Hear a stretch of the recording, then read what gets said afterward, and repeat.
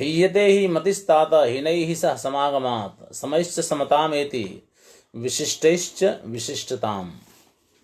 नमस्कार। हम लोग आचार्य जयदेव का परिचय कर रहे थे। चंद्रालोककार जयदेव और गीत गोविंदकार जयदेव, ये दोनों के भिन्न होने के उल्लेख दिखाए गए थे। अंततोगत्वा यह सिद्ध हुआ कि दोनों एक ही हैं।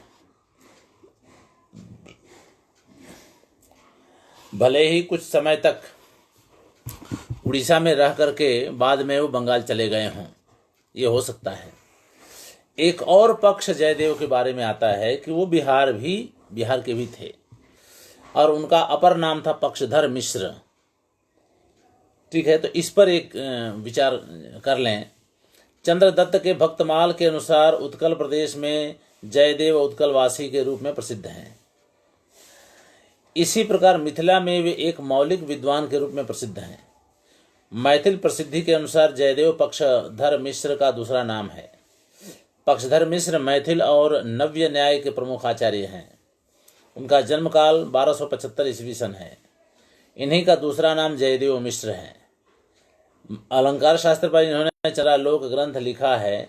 इसी प्रकार गंगेशोपाध्याय विरचित तत्व चिंतामणि ग्रंथ के ऊपर पक्षधर मिश्र ने तत्व चिंतामण्यालोक ग्रंथ की रचना की है। पक्षधर मिश्र के नव्य न्याय पर न्याय लीलावती विवेक तथा द्रव्य पदार्थालोक ग्रंथ भी है। जयदेव मिश्र पक्षधर मिश्र का ही दूसरा नाम हो सकता है। इसी बात की पुष्टि इस आधार पर होती है कि प्रसन्न राघव नाटक में जयदेव मिश्र ने अपने तार्किकत्व का भी बड़े गर्व के साथ उल्लेख किया है। येषाम कोमल काव्य कौशल कला लीलावती भारती तेषाम कर्कश तर्क वक्र वचनोद्गारेपि किम हीयते यैहि कांता कुच मंडले कर रुहा सानंदमारोपितास्तैहि किम मत्त करिंद्र कुंभ शिखरे नारोपणीयाः शराः। जयदेव के नाम से चंद्रालोक, प्रसन्न राघव नाटक तथा गीत गोविंद, ये 3 ग्रंथ विशेष रूप से प्रसिद्ध हैं। चंद्रालोक में 10 मयूख हैं। उनमें क्रमशः वाग्विचार, दोष निरूपण, लक्षण निरूपण, गुण निरूपण, अलंकार निरूपण, रस भाव रीति वृत्ति निरूपण, दश शक्ति निरूपण, गुणीभूत व्यंग्य निरूपण, लक्षणा निरूपण और अभिधा निरूपण का प्रतिपादन हुआ है। यह ग्रंथ बड़ी सरल और सुंदर शैली में लिखा गया है। अलंकारों के निरूपण में इनकी सबसे बड़ी विशेषता यह है कि इन्होंने अनुष्टुप श्लोक के पूर्वार्ध में प्रत्येक अलंकार का लक्षण बताया है और दूसरे आधे श्लोक में उसका उदाहरण दे दिया है। इससे अलंकारों के समझने और याद करने में बड़ी सरलता रहती है। इसलिए यह ग्रंथ बहुत लोकप्रिय हुआ। इसके ऊपर प्रद्योतन भट्टाचार्य ने शरदागम टीका सबसे पहले लिखी थी। उसके बाद अपय दीक्षित ने चंद्रालोक के अलंकार प्रकरण को लेकर अपने कुवलयानंद ग्रंथ की रचना की। चंद्रालोको विजयताम शरदागम संभव हृदय कुवलयानंदो यत् प्रसादाद अभूदयम्। इनके अतिरिक्त वैद्यनाथ पायगुंडे ने रामा नामक एक टीका और विश्वेश्वर पंडित ने, जो गागा भट्ट नाम से भी कहे जाते हैं, चंद्रालोक पर सुधा या राकागम नाम की टीका लिखी। जोधपुर नरेश जसवंत सिंह प्रथम, जिनका समय 1683 से 1735 है, ने इसी चंद्रालोक के आधार पर भाषा भूषण नामक अलंकार ग्रंथ की रचना की। चंद्रालोक का 5वां मयूख इस भाषा भूषण ग्रंथ का आधार है। भाषा भूषण चंद्रालोक का अनुवाद मात्र नहीं है। जयदेव का दूसरा ग्रंथ प्रसन्न राघव नाटक है। चंद्रालोक के समान उत्तरवर्ती साहित्य पर इसका भी पर्याप्त प्रभाव पड़ा। गोस्वामी तुलसीदास ने प्रसन्न राघव के अनेक पद्यों का अनुवाद अपने रामचरितमानस में प्रस्तुत किया है। उदाहरण के रूप में 2 श्लोक और उस पर 2 चौपाई देखें। चंद्रहास हर में परितापम रामचंद्र विरहानल जातम त्वं हि कांतिजित मौक्तिक चूर्णम धारया वह शीतलम अम्भः। इसका तुलसीदास ने अवधी भाषा में किस तरह से अनुवाद किया है चौपाई के रूप में। चंद्रहास हरु मम परितापम रघुपति विरह अनल संजातम शीत निशा तव असिवर धारा कह सीता हरु मम दुख भारा। दूसरा श्लोक देखिए। उदर्क भूतिमिच्छद भी सद्भि खलु न दृश्यते चतुर्थी चंद्रलेखे व परस्त्री भाल चंद्रिका परस्त्री भाल पट्टिका। गोस्वामी जी ने इसी का अनुवाद अवधी भाषा में कैसे किया है। सो पर नारी लीलार गोसाई तजहु चौथ चंदा की नाई। तो इस तरह से जयदेव के बारे में परिचय हमारा होता है। विद्याधर नाम के आचार्य हैं जिन्होंने एकावली नाम के ग्रंथ की रचना की थी जो अलंकार शास्त्र पर आधारित है। यह एक नए ढंग से लिखा गया ग्रंथ है उनके द्वारा। अब तक हमने देखा कि कश्मीर अलंकार शास्त्र के आचार्यों का गढ़ रहा है, ठीक है। साहित्य शास्त्र के 2000 वर्षों के इतिहास में 12वीं शताब्दी में हुए रुविजक तक लगभग 1400 वर्ष साहित्यिक प्रवृत्तियों का प्रधान केंद्र कश्मीर रहा। यह भारत का उत्तरी विद्या केंद्र था। इसके बाद गुजरात का अणहिलपुर पाटन उसका केंद्र रहा और पूर्व का वंगराज साहित्यिक प्रवृत्तियों का केंद्र बने। उसके बाद एकावलीकार विद्याधर से साहित्यिक प्रवृत्तियों का केंद्र दक्षिण भारत में पहुंच गया। दक्षिण भारत तक अभी नहीं आया, तो दंडी हैं दक्षिण भारत के कहे जाते हैं। विद्याधर, विद्यानाथ, विश्वनाथ ये सब दक्षिण भारत की विभूतियां हैं जिन्होंने अलंकार शास्त्र के साहित्य निर्माण में महत्वपूर्ण योगदान दिया। विद्याधर का एकमात्र ग्रंथ एकावली है। इसमें 8 उन्मेष या अध्याय हैं। इनमें क्रमशः काव्य स्वरूप, वृत्ति विचार, ध्वनि भेद, गुणीभूत व्यंग्य, गुण और रीति, दोष, शब्दालंकार, अर्थालंकारों का विवेचन किया गया है। यह ग्रंथ काव्य प्रकाश और अलंकार सर्वस्व के आधार पर लिखा गया है। इसके ऊपर 14वीं शताब्दी में सुप्रसिद्ध टीकाकार मल्लिनाथ ने तरला नामक विद्वत्तापूर्ण टीका लिखी है। इसीलिए मल्लिनाथ ने अपनी काव्य टीकाओं में एकावली के काव्य लक्षण ही प्रायः उद्धृत किए हैं। एकावली की यह मुख्य विशेषता है कि इसमें जितने उदाहरण दिए गए हैं वे स्वयं विद्याधर के बनाए हुए हैं और उन्होंने अपने आश्रयदाता उत्कलाधिपति नरसिंह देव की स्तुति में उनकी रचना की है। बड़े विचित्र शब्द का उन्होंने प्रयोग किया है। देखिए, एष विद्याधरः तेषु कांता संमित लक्षणम करोमि नरसिंहस्य चाटु श्लोकानुदाहरण। चाटु श्लोक, चाटु शब्द का ही प्रयोग किया। आदमी ये बड़ा खराब मानता है। किसी का चाटुकार होना बड़ा खराब लगता है। तो भले वो चाटुकार हो लेकिन वो स्वीकार नहीं करेगा या वो पसंद नहीं करेगा कि उसको कोई चाटुकार है। लेकिन इन्होंने खुद लिखा है। देखिए, ग्रंथकार ने स्वयं अपने को इन श्लोकों में चाटु श्लोक यानी खुशामद करने वाला श्लोक कहा है। पूर्ववर्ती अलंकार साहित्य में यह प्रवृत्ति नहीं दिखाई पड़ती है। विद्याधर ने इस नवीन चाटु प्रवृत्ति की उद्भावना की। उनके बाद विद्यानाथ ने भी इसका अनुकरण किया।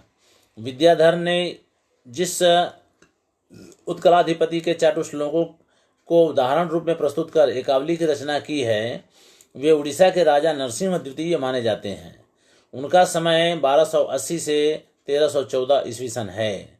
इसलिए विद्याधर का भी वही समय हुआ। अब अगले आचार्य आते हैं विद्यानाथ 28वें नंबर पर। ये भी दक्षिण भारतीय हैं, ऊपर कहा गया है। ये भी विद्याधर के चाटु प्रवृत्ति के अनुगामी हैं। इन्होंने अलंकार शास्त्र पर प्रताप रुद्र यशोभूषण नामक ग्रंथ लिखा है।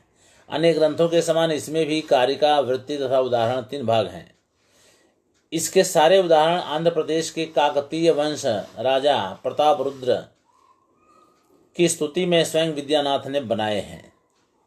प्रताप रुद्र देवस्य गुणान आश्रित्य निर्मितः अलंकार प्रबंधोयम संतः करणोत्सवोस्तु वह। इस प्रताप रुद्र यशोभूषण के तृतीय अध्याय में ग्रंथकार ने अपने आश्रयदाता की स्तुति में लिखे हुए प्रताप कल्याण नाटक का समावेश कर दिया है। प्रताप रुद्र आंध्र प्रदेश के राजा थे। इनकी राजधानी वारंगल, जिसको एक शिला कहते हैं, वही थी। इनके शिलालेख 1298 से 1317 तक मिलते हैं। इसलिए प्रताप रुद्र राजा का समय 14वीं शताब्दी का आरंभिक काल हुआ। यही समय विद्यानाथ का भी होगा। विद्यानाथ के प्रताप रुद्र यशोभूषण के आदर्श पर ही कदाचित हिंदी के प्रसिद्ध कवि भूषण ने शिवराज भूषण नामक अलंकार ग्रंथ की हिंदी में रचना की थी। अब अगले आचार्य आते हैं, वही दक्षिण भारतीय विश्वनाथ कविराज। विद्यानाथ के बाद विश्वनाथ कविराज का नाम आता है। ये भी दक्षिण भारतीय हैं। इनका अलंकार शास्त्र विषयक साहित्य दर्पण ग्रंथ बड़ा लोकप्रिय है। उसके अंतिम श्लोक में उन्होंने अपने को श्री चंद्रशेखर महाकवि चंद्रसूनु कहा है, जिससे पता चलता है कि इनके पिता का नाम चंद्रशेखर था। इनके पितामह का नाम नारायण दास था। इन्होंने काव्य प्रकाश के ऊपर टीका भी लिखी है। उसका उल्लेख काव्य प्रकाश की टीकाओं के प्रसंग में किया जा चुका है। इसमें उन्होंने अपने पितामह श्री नारायण दास का परिचय देते हुए लिखा है, यदाहु कलिंग भूमंडलाखंड महाराजाधिराज श्री नरसिंह देव सभायाम धर्मदत्तम स्थगयन्तः अस्मत् पितामह श्रीमन नारायण दास पादाः। साहित्य दर्पण में इन्हीं नारायण दास का उल्लेख इस प्रकार किया गया है, तत्प्रमाणत्वं च अस्मद् वृद्ध पितामह सहृदय गोष्ठी गरिष्ठ कवि पंडित मुख्य श्रीमन नारायण पादैहि उक्तम। इन दोनों में विश्वनाथ को नारायण दास के साथ अपना जो संबंध दिखलाया है वह एक सा नहीं लगता है। एक जगह उन्होंने वृद्ध पितामह कहा, एक जगह उन्होंने अपने अस्मत् पितामह कहा है। पहली जगह उन्होंने साक्षात पितामह कहा और दूसरी जगह वृद्ध पितामह कहा। तो अब इस वृद्ध पितामह का मतलब कि जो गोष्ठी है, उस गोष्ठी में सबसे वरिष्ठ, उम्र में भी वयोवृद्ध व ज्ञान वृद्ध दोनों में वो रहे होंगे नारायण दास। तो इस रूप में वृद्ध पितामह कहा। तो ये कहा है, पता नहीं इनमें से कौन सी बात सही है।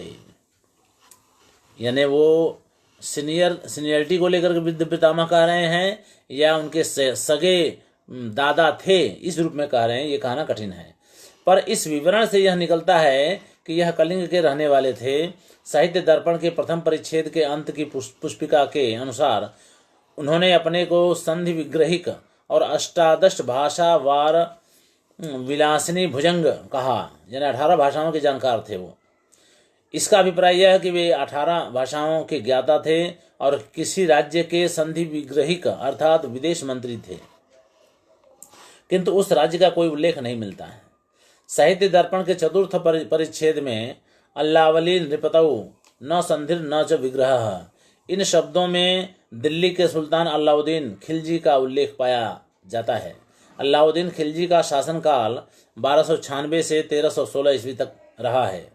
उसने दक्षिण भारत पर आक्रमण कर पिछले आचार्य विद्यानाथ के आश्रयदाता प्रताप रुद्र की राजधानी वारंगल को जीत लिया था। उसका उल्लेख साहित्य दर्पण में पाए जाने से विश्वनाथ का काल उसके बाद ही संभव है।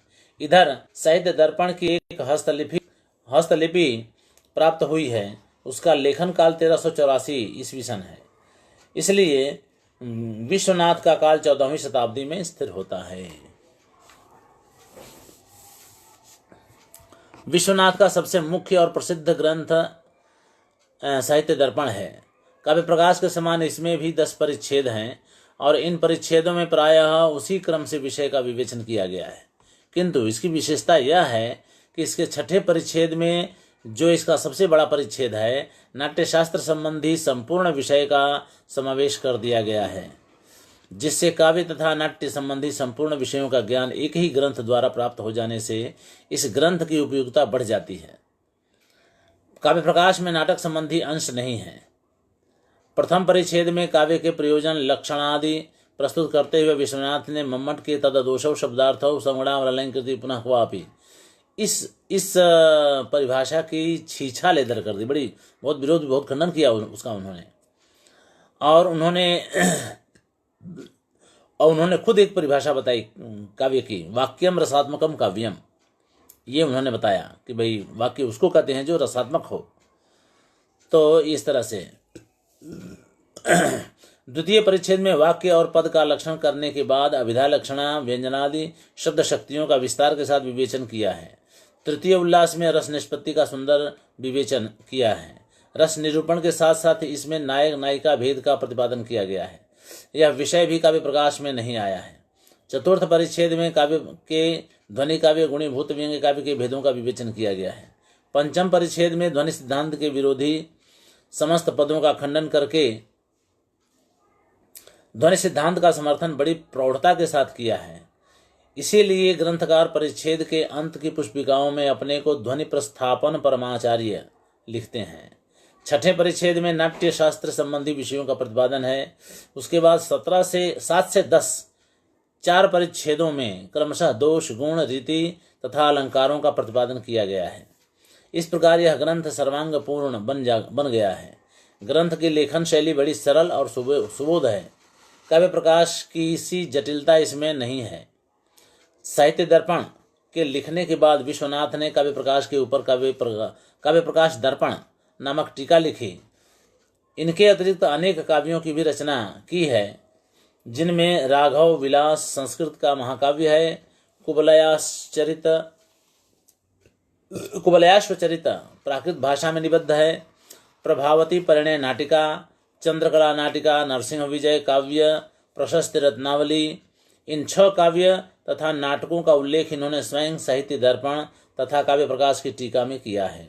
इनमें से अंतिम प्रशस्ति रत्नावली 16 भाषाओं में लिखा हुआ करंभक है। तो इस तरह से साहित्य दर्पण कार विश्वनाथ का परिचय इस तरह से है। शारदा तनय, अगले आचार्य हैं शारदा तनय। अब ये शारदा तनय इनका वास्तविक नाम नहीं है, इनका नाम तो कुछ और होगा, लेकिन ये अपने को शारदा का यानी सरस्वती का पुत्र मानते थे, तो इसलिए ये अपने विशेषण को ही अपने नाम से प्रसिद्ध कर लिया, शारदा तनय। मैं शारदा का तनय हूँ इसलिए तो शारदा तनय। 13वीं शताब्दी के हैं। ये नाट्य शास्त्र के आचार्य हैं। इनके ग्रंथ का नाम है भाव प्रकाश या भाव प्रकाशन। ग्रंथ में 10 अधिकार अथवा अध्याय हैं। इनमें क्रमशः भाव, रस स्वरूप, रसभेद, नायक नायिका, नायिका भेद, शब्दार्थ संबंध, नाट्य इतिहास, 10 रूपक, नृत्य भेद, नाट्य प्रयोग का वर्णन किया गया है 10 अध्यायों में। शारदा तनय का नाम उनकी राशि का नाम नहीं है। वे अपने को शारदा देवी का पुत्र मानकर अपने को शारदा तनय कहने लगे, इसलिए उनका यही नाम प्रसिद्ध हो गया। उन्होंने अपने भाव प्रकाशन ग्रंथ में भोज के श्रृंगार प्रकाश तथा मम्मट के काव्य प्रकाश से अनेक श्लोकों को उद्धृत किया है। आगे 1320 ईस्वी के लगभग होने वाले सिंह भूपाल ने अपने रसार्णव सुधाकर ग्रंथ में इन शारदा तनय के मत का उल्लेख किया है। इसलिए शारदा तनय का समय उनके पूर्व अर्थात 13वीं शताब्दी माना जा सकता है। 14वीं शताब्दी है सिंह भूपाल का, तो उसके पहले वो हुए होंगे। अब वही आ जाते हैं सिंह भूपाल 14वीं शताब्दी के। शारदा तनय के समान सिंह भूपाल भी नाट्यशास्त्र के आचार्य हैं। इनका रसार्णव सुधाकर ग्रंथ नाट्यशास्त्र से संबंध रखने वाला ग्रंथ है। उसमें रंजकोल्लास, रसिकोल्लास तथा भावोल्लास नामक 3 उल्लास हैं। प्रथम रंजकोल्लास में नायक नायिका के स्वरूप का, दूसरे रसिकोल्लास में रस के स्वरूप का, तीसरे भावोल्लास में रूपकों के वस्तु विन्यास का विस्तार पूर्वक विवेचन किया गया है। लेखन सामग्री सरल और सुंदर है। रसार्णव सुधाकर की पुष्पिका में इन्होंने अपना परिचय इस प्रकार दिया है। श्रीमद् आंध्र मंडलाधीश्वर प्रतिगंड भैरव श्री अन्नप्रोत नरेंद्र नंदन भुजबल भीम श्री सिंह भूपाल विरचिते रसारणम सुधाकर नामने नाट्यालंकारे रंजकोल्लासो नाम प्रथमो विलासा। इससे यह स्पष्ट प्रतीत होता है कि ये आंध्र के राजा अन्नप्रोत के पुत्र और आंध्र मंडल के अधीश्वर थे। साथ ही इन्होंने अपने को शूद्र लिखा है। रसारण सुधाकर के अतिरिक्त इन्होंने सारंगदेव के संगीत रत्नाकर नामक संगीत शास्त्र विषयक ग्रंथ के ऊपर संगीत सुधाकर टीका लिखी है। इसकी पुष्पिका भी रसारण सुधाकर की पुष्पिका से बिल्कुल मिलती जुलती है। रसारण सुधाकर के आरंभ में उन्होंने अपने वंशादि का जो परिचय दिया है उससे विदित होता है कि इनका जन्म रेचल्ल वंश में हुआ था। इन्हें 6 पुत्र थे। विंध्याचल से लेकर श्रीबोल नामक पर्वत तक के बीच के भाग पर इनका शासन था। ये राजा थे सिंहभूपाल। इनकी राजधानी का नाम राजाचल था और ये शूद्र थे। देखिए यह बात कई बार आ गई। हमारे देश में धर्मचर्या जघन्यो वर्ण पूर्वम पूर्वम वर्णम आपद्यते जाति प्रवृत्तौ। अधर्मचर्या पूर्व वर्ण जघन्यम जघन्यम वर्ण जाति प्रवृत्तौ। हमारे देश में जाति के परिवर्तन की बात हमारे धर्म शास्त्रों में मानी गई है। ऐसा नहीं कि आप किसी परिवार में जन्म ले लिए और वो कथित रूप से शूद्र है तो फिर आप जिंदगी भर के लिए शूद्र हो गए। नहीं, आपका संस्कार हो सकता है। आप अगर शिक्षित हैं, शिक्षा पा लिए हैं, ज्ञानी हुए हैं तो आप ब्राह्मण की कोटि में जा सकते हैं। ऐसा नहीं कि जन्म से शूद्र रहे तो जिंदगी भर शूद्र ही रहेंगे, ऐसा नहीं था। इन्होंने देखिए ये खुद एक तो राजा थे, संस्कृत के अच्छे पंडित थे, अलंकार शास्त्र में इनका योगदान था और फिर भी अपने आप को अपने वंश का परिचय कराते समय शूद्र कह तो रहे हैं। अगर ये अपने आप को शूद्र नहीं बताते तो हम कैसे जानते कि ये क्या थे। महाभारत के व्यास की कथा भी हम सभी जानते हैं।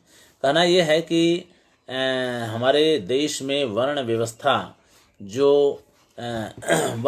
के आधार पर जो वर्गीकरण कर दिया गया और इस समाज को बांट दिया गया ताकि शासन सुचारू रूप से किया जा सके, ठीक है। और हम लोग समझ नहीं पाए इस बात को।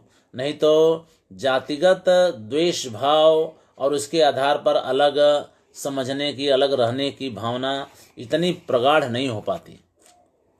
लेकिन अब राजनीतिक लाभ उठाने के लिए इस तरह से कर दिया गया। और देखिए इसका ये कितना बढ़िया उदाहरण है ये। और अन्यान्य ऐसे तो बहुत सारे उदाहरण हमको मिलेंगे जिसमें जातिगत, अब वेदों के लिए कहा जाता है ना, वैदिक काल में classification of people, that is these 4 varnas were based horizontally. They were classified horizontally, not vertically. Vertical नहीं था कि पहले फला ऊपर विप्र होगा, बाद में क्षत्रिय होगा, बाद में वैश्य होगा, फिर शूद्र होगा, सबसे नीचे। ऐसा कुछ वर्टिकल क्लासिफिकेशन नहीं था, हॉरिजॉन्टल था। एक क्षितिज पर सब लोग बैठ जाएं तो एक जगह एक बैठे, दूसरा दूसरी जगह, तीसरा तीसरी जगह, यानी बराबर समतल धरा पर सभी बैठते थे। ये स्थिति थी। कोई ऊंचे बैठे और बाकी वाला नीचे बैठे, ऐसा नहीं था। अगले आचार्य हैं भानुदत्त, 14वीं शताब्दी के। अब तक हमने काव्यशास्त्र विषयक साहित्यिक प्रवृत्तियों का जो चित्र उपस्थित किया है उससे भारत के उत्तर में काशी, पश्चिम में अणहिलपट्टन, पूर्व में बंग और दक्षिण में उत्कल, आंध्र आदि के राजाओं के संरक्षण में होने वाली साहित्यिक प्रवृत्तियों का परिचय मिल जाता है। किंतु इस कार्य में मध्य भारत का अब तक कोई उल्लेख नहीं आया है। अब भानुदत्त से मध्य भारत की साहित्यिक प्रवृत्तियों का आरंभ होता है। भानुदत्त के 2 ग्रंथ हैं, रसमंजरी और रसतरंगिणी। इनमें रसमंजरी मुख्य ग्रंथ है, रसतरंगिणी इसी का संक्षिप्त रूप है। रसमंजरी के अंतिम श्लोक में ग्रंथकार ने अपना परिचय निम्न प्रकार दिया है। तातो यस्य गणेश्वरः कविकुलालंकार चूड़ामणि देशो यस्य विदेह भूः सुरसरित कल्लोल किर्मीरिता। इससे यह स्पष्ट हो जाता है कि ये विदेह प्रदेश यानी बिहार, मिथिला के रहने वाले थे और इनके पिता का नाम गणेश्वर था। विवाद रत्नाकर नामक धर्मशास्त्र विषयक ग्रंथ के लेखक चंडेश्वर ने अपने को मंत्री गणेश्वर का पुत्र बतलाया है। इससे प्रतीत होता है कि कदाचित भानुदत्त और चंडेश्वर सगे भाई होंगे। चंडेश्वर ने 1315 ईस्वी सन में अपना तुला दान करवाया था, इसलिए भानुदत्त का समय 14वीं शताब्दी में ही निर्धारित होता है। 15वीं शताब्दी में गोपाल आचार्य 1428 ईस्वी सन ने भानुदत्त की रसमंजरी पर विकास नाम की टीका लिखी। रसमंजरी पर अब तक 11 टीकाएं उपलब्ध हो चुकी हैं। रसमंजरी एवं रस तरंगिणी के अतिरिक्त भानुदत्त का गीत गौरीपति नामक एक सुंदर गीत काव्य भी मिलता है, जो जयदेव के गीत गोविंद के आदर्श पर लिखा गया था और उसी के समान सरल और सुंदर है। तो अगले आचार्य हैं रूप गोस्वामी। रूप गोस्वामी वृंदावन की विभूति हैं। ये चैतन्य महाप्रभु के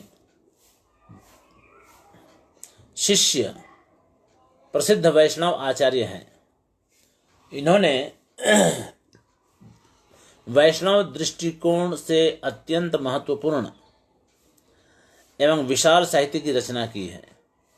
रूप गोस्वामी तथा सनातन गोस्वामी ये दो भाई थे। दोनों चैतन्य महाप्रभु के शिष्य थे और उन्हीं की प्रेरणा से अपनी जन्मभूमि बंगाल को छोड़कर वृंदावन में जाकर बसे थे। इनके साथ इनके एक भतीजे जीव गोस्वामी भी हैं। बंगाल को छोड़कर वृंदावन में जाकर ये तीनों ही वैष्णव धर्म के प्रसिद्ध आचार्य हैं। इनके कारण वृंदावन को साहित्यिक क्षेत्र में अपूर्व गौरव प्राप्त हुआ। जीव गोस्वामी ने सनातन गोस्वामी की भागवत टीका का संक्षिप्त रूप लघु तोषणी के नाम से प्रस्तुत किया है। इस ग्रंथ में उन्होंने सनातन गोस्वामी तथा रूप गोस्वामी के सभी ग्रंथों की सूची दी है। इस सूची के अनुसार रूप गोस्वामी के 17 ग्रंथ हैं। इनमें हंसदूत काव्य, उद्धव संदेश, विदग्ध माधव नाटक, ललित माधव नाटक, दान केली कौमुदी भाणिका, भक्ति रसामृत सिंधु, उज्ज्वल नीलमणि रसशास्त्र, नाटक चंद्रिका, ये 8 ग्रंथ विशेष महत्वपूर्ण हैं। इनमें भी अंतिम 3 ग्रंथ अलंकार शास्त्र से संबंध रखने वाले हैं।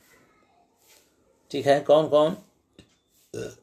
भक्ति रसामृत सिंधु, उज्ज्वल नीलमणि और नाटक चंद्रिका।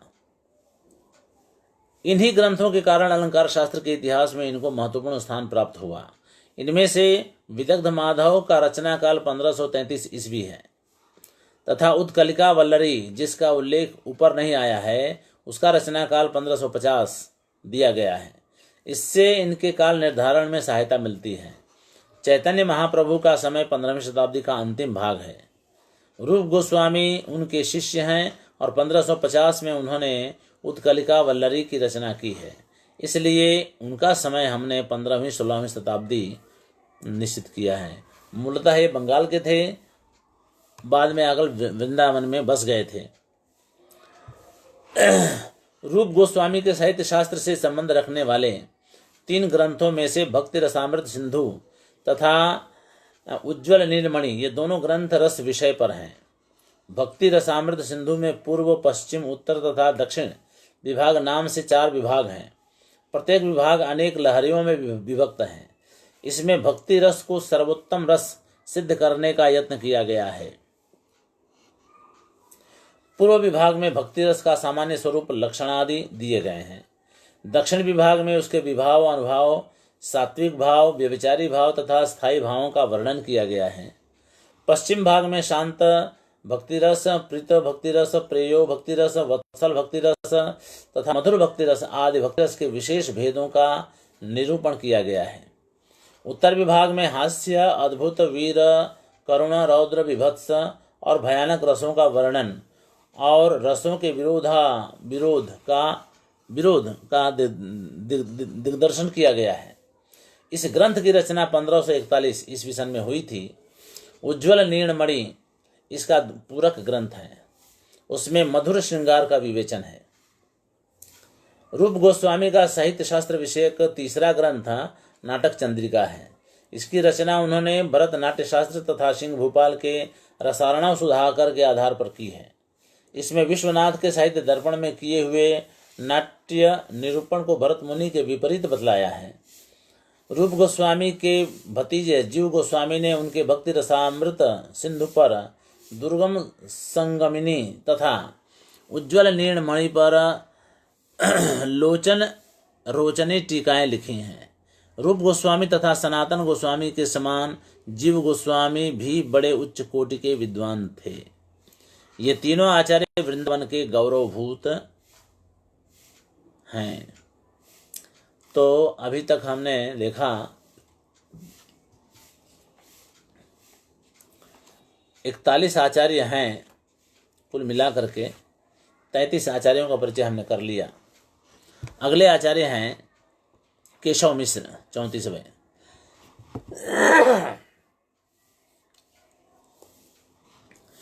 भारत के मध्य भाग में होने वाली साहित्यिक प्रवृत्तियों का यह प्रसंग चल रहा है।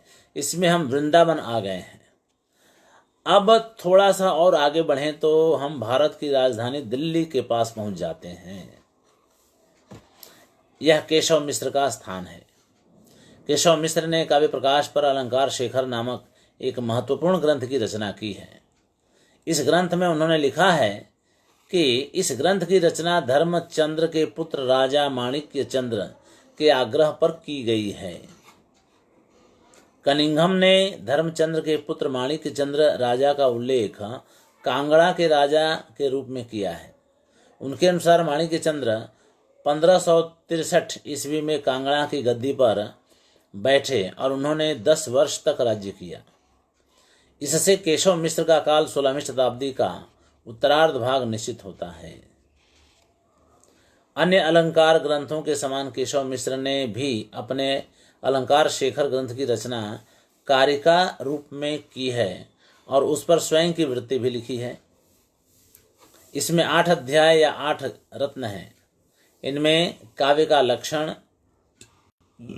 रीति, शब्द शक्ति, 8 प्रकार के पद दोष, 18 प्रकार के वाक्य दोष, 8 प्रकार के अर्थ दोष, 5 प्रकार के शब्द गुण, 4 प्रकार के अर्थ गुण, दोषों का गुण भाव, अलंकार तथा रूपक आदि विषयों का निरूपण किया गया है। इसमें इन्होंने अपनी कारिकाओं की रचना किन्हीं भगवान शौद्धोदनी के अलंकार ग्रंथ के आधार पर की है। भगवान शौद्धोदनी भगवान महात्मा बुद्ध हैं। महात्मा बुद्ध को शौद्धोदनी कहा जाता है क्योंकि वो शुद्धोदन के पुत्र थे। ठीक है। अब उनका कोई अलंकार शास्त्री, उन्होंने तो उपदेश ही दिया है, वो तो बौद्ध धर्म के। अब ये तो 16वीं शताब्दी में है, तो 16वीं शताब्दी में और कहाँ 6ठी शताब्दी ईसा पूर्व। तो 6ठी शताब्दी ईसा पूर्व का मतलब कि 16 और 6 2200 वर्षों का अंतर है। ये तो वो तो हो ही नहीं सकते हैं। ये किसी अन्य शौद्धोदनी, भगवान शौद्धोदनी होंगे जिनका अब तक कोई परिचय अलंकार शास्त्री के रूप में नहीं हुआ है। ठीक है, पर इन्होंने जब कहा है तो हम पढ़ रहे हैं उसको। किंतु आज तक भगवान शौद्धोदनी और उनके अलंकार शास्त्रीय किसी ग्रंथ का कोई पता नहीं चला है। ठीक है, तो इस तरह से केशव मिश्र का परिचय हुआ। कवि कर्णपुर के पिता शिवानंद चैतन्य महाप्रभु के शिष्य थे। उनके पुत्र का नाम परमानंद दास सेन था। यही परमानंद दास सेन साहित्यिक जगत में कवि कर्णपुर के नाम से विख्यात हैं। सन 1524 ईस्वी में बंगाल के नदिया जिले में इनका जन्म हुआ था। सन 1572 में इन्होंने महाप्रभु चैतन्य के जीवन पर चैतन्य चंद्रोदय नामक नाटक की रचना की। इनका दूसरा ग्रंथ अलंकार कौस्तुभ है। इसी के कारण अलंकार शास्त्र के आचार्यों में ये गिने जाते हैं। अलंकार कौस्तुभ। इस ग्रंथ में 10 किरण नाम दिया है, किरण या 10 अध्याय। इनमें काव्य लक्षण, शब्द शक्ति, ध्वनि, गुणीभूत व्यंग्य, रस तथा भाव, गुण, शब्दालंकार, अर्थालंकार, रीति तथा दोष आदि का वर्णन किया गया है। आप देखेंगे कि इनको, ये भी ध्वनिवादी संप्रदाय के हैं। ये भी एक काम करने जैसा है, जो अगर समय मिले तो इन सब का अलग से अध्ययन करना चाहिए। ये बताने के लिए कि ये अपने पूर्वाचार्यों से किस प्रकार भिन्न है। ध्वनि की चर्चा आनंदवर्धन ने कर दी, उसके बाद मठाचार्य ने भी कर दी। वो भी पर देखेंगे कि ध्वनिवादियों की ही संख्या ज़्यादा है। ठीक है, तो इसका भी अब उस ध्वनि सिद्धांत में भी अगर कहीं कोई फर्क आता है, कहीं कोई अंतर है, तो उसका भी अध्ययन किया जाना चाहिए। अगले आचार्य हैं कविचंद्र। ये 16वीं शताब्दी के हैं। कवि कर्णपुर के पुत्र का नाम कविचंद्र था। इन्होंने भी अलंकार शास्त्र पर काव्य चंद्रिका नामक ग्रंथ की रचना की थी। काव्य चंद्रिका, इसमें 16 प्रकाश हैं। ग्रंथकार ने सार लहरी तथा धातु चंद्रिका नामक ग्रंथों की रचना भी की है। इनका समय 17वीं शताब्दी है। अब यहाँ 17वीं शताब्दी 16वीं शताब्दी के हैं। अगले आचार्य जो हैं मुख्य हैं, और वो हैं अप्पय दीक्षित। ठीक है, अप्पय दीक्षित ये दक्षिण भारत के थे। अप्पय दीक्षित दक्षिण भारत की विभूति हैं। वे मुख्य रूप से दार्शनिक किंतु सर्वतंत्र स्वतंत्र, यह एक शब्द है, सर्वतंत्र स्वतंत्र। तंत्र का मतलब शास्त्र। सभी शास्त्रों में जो स्वतंत्रता के साथ चर्चा कर सके, वो भाग ले सके या उस पर अपनी गहरी पैठ बनाया हुआ हो, उसको सर्वतंत्र स्वतंत्र कहा जाता है। इन्हें 104 ग्रंथों का कर्ता कहा गया है। इनके पूर्व संख्या 23 पर निर्दिष्ट रामचंद्र को प्रबंध शतकर्ता, यानी रामचंद्र के भी 100 प्रबंध थे, तो 100 तो हो गए, लेकिन इनके 104 ग्रंथ हैं। तो आगे बढ़ गए वो अप्पय दीक्षित रामचंद्र से। पर अप्पय दीक्षित के ग्रंथों की संख्या उनसे भी कहीं आगे निकल गई, 104 हो गए। विषय की दृष्टि से उनकी मुख्य रचनाओं का विभाजन इस प्रकार किया जा सकता है। एक तो दर्शन, दूसरा भक्ति, अद्वैत वेदांत दर्शन, बाद में भक्ति, उसके बाद रामानुज मत विषयक विशिष्टाद्वैत, उसके विषय में 5 ग्रंथ हैं उनके। अद्वैत वेदांत विषयक 6 ग्रंथ हैं। भक्ति विषयक 26 रचनाएं हैं। रामानुज मत विषयक यानी विशिष्टाद्वैत विषयक 5 ग्रंथ हैं। मध्व सिद्धांत के अनुसार, मध्व सिद्धांत के अनुसार 2 ग्रंथ हैं, और व्याकरण विषयक 1 ग्रंथ है, नक्षत्र वादावली। बाद में पूर्व मीमांसा शास्त्र पर 2 ग्रंथ हैं, फिर अलंकार शास्त्र पर 3 ग्रंथ हैं। ठीक है, तो अब आप देखिए कितने सारे ग्रंथ हो गए। अद्वैत परिमल है, सिद्धांत माने अद्वैत वेदांत पर जो ग्रंथ हैं वे हैं परिमल, सिद्धांत लेश संग्रह, वेदांत नक्षत्र वादावली, मध्वतंत्र मुखमर्दन, मध्वमत विध्वंसन, न्याय रक्षामणि। फिर भक्ति पर शिखरणी माला, शिव तत्व विवेक, ब्रह्म तर्क स्तव, लघु विवरण, आदित्य स्तव रत्न, आदित्य स्तव व्याख्या, शिवाद्वैत विनिर्णय, शिव ध्यान पद्धति, पंचरत्न व्याख्या, आत्मार्पण, मानसोल्लास। अब देखिए कि इसमें 26 रचनाएं केवल भक्ति पर हैं। ये भक्ति का जो संप्रदाय चला, भक्ति संप्रदाय, वो इन सब ग्रंथों का परिणाम है। इनके जो अलंकार शास्त्र देखिए, एक तो व्याकरण पर वो हो गया, पूर्व मीमांसा पर उन्होंने नक्षत्र वादावली और विधि रसायन लिखा। रामानुज पर नय मयूख मालिका व्याख्या, श्री वेदांत देशिक विरचित यादवाभ्युदय की व्याख्या वगैरह वगैरह। अंत में जो हमें ध्यान देना है वो है अलंकार शास्त्र पर इनके 3 ग्रंथ हैं। एक तो है वृत्ति वार्तिक, दूसरा है चित्र मीमांसा, और तीसरा है कुवलयानंद। अप्पय दीक्षित के 108 ग्रंथों में से मुख्यतम 40-50 ग्रंथों के नाम हमने ऊपर दिए हैं। इस सूची में दिए अंतिम 3 ग्रंथ अलंकार शास्त्र से संबंध रखने वाले हैं और उपयोगी हैं। इनमें से वृत्ति वार्तिक ग्रंथ, जैसा कि ऊपर नाम से प्रतीत होता है, वृत्ति अर्थात शब्द शक्ति के विषय पर लिखा गया है। इसमें केवल 2 ही परिच्छेद हैं, जिनमें केवल अभिधा तथा लक्षणा का विवेचन किया गया है। इससे यह ग्रंथ अपूर्ण सा प्रतीत होता है, पूरा नहीं है। चित्र मीमांसा दूसरा ग्रंथ है, परंतु यह भी केवल अतिशयोक्ति अलंकार पर्यंत होने से अधूरा है। इसके अधूरे होने का उल्लेख स्वयं ग्रंथकार ने निम्न प्रकार से किया है। अप्यर्थ चित्र मीमांसा न मुदेकस्य मांसला अनुरुरिव द्यमोंशोरंधेन्दुः इव धूर्जटेः। यानी चंद्रमा पर जैसे आधा चंद्र होता है, आधा चंद्र होता है शंकर के सिर पर, वैसे ही ये हमारा ग्रंथ जो है आधा ही है। यह है। तीसरा ग्रंथ है कुवलयानंद।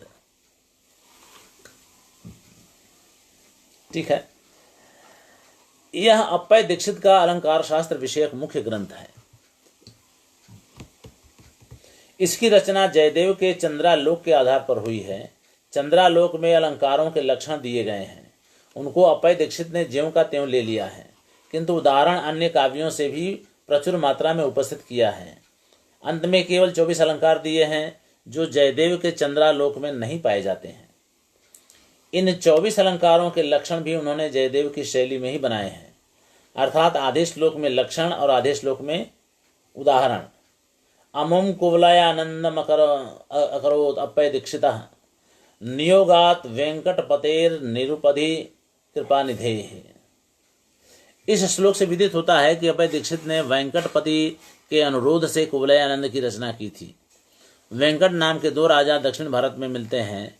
एक विजय नगर राज्य में 1535 ईस्वी के लगभग, और दूसरे पेन्नकुंड राज्य में, जिनका समय 1586 से 1613 तक के जिनके लेख मिलते हैं।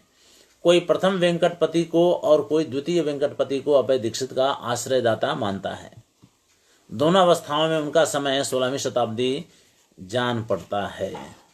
तो इस प्रकार से अप्पय दीक्षित दक्षिण भारत की हैं और बहुमुखी प्रतिभा के धनी हैं। देख लीजिए, इतने सारे एक अलंकारी का इतने सारे ग्रंथों का रचयिता होना कितनी बड़ी बात है। तो इस तरह से है। आज हम इतना ही रखेंगे। पंडित राज जगन्नाथ के बारे में कल पढ़ेंगे, क्योंकि उनमें बहुत सारी चीज़ें आती हैं, हम बातें आती हैं, तो उसका आस्वादन हम कल करेंगे। धन्यवाद बहुत बहुत। नमस्कार।